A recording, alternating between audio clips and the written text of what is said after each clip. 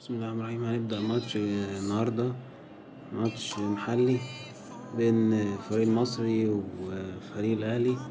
الماتش اللي فات كان ماتش الزمالك والأهلي 5-3 للأهلي. النهاردة المصري بيلعب، ربنا يسهل.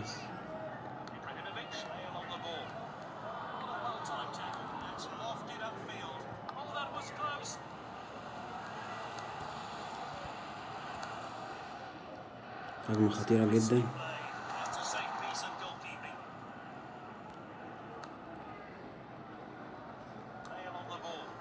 هجمة برضو لينا. أول جول في المصري.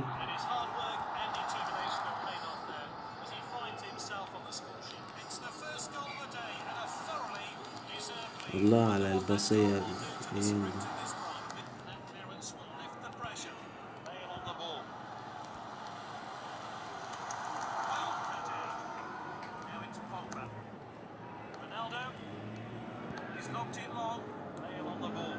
هجمة تاني للأهلي.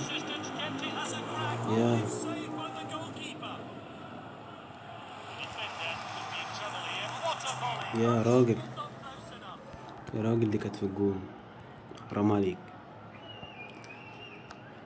كل طيبين، عيد الأضحى والكلام ده، ويدوم عليكم الخير إن شاء الله.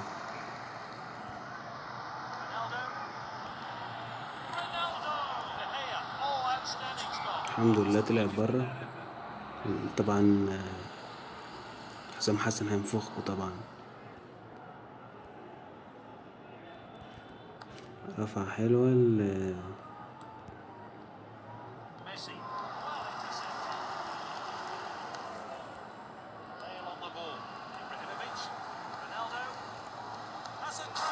الله الله.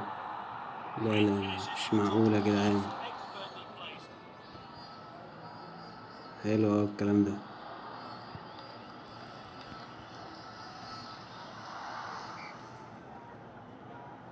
طبعا مش عايزين نستهان بفريق المصري. الفريق المصري فريق جامد.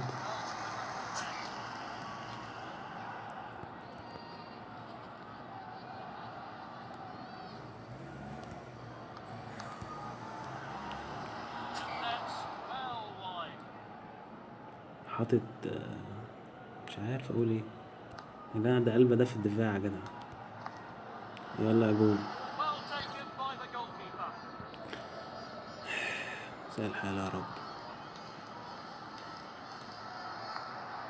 طبعا دي كورتك دي يا راجل، ما طلعتش بره دي يا حكم.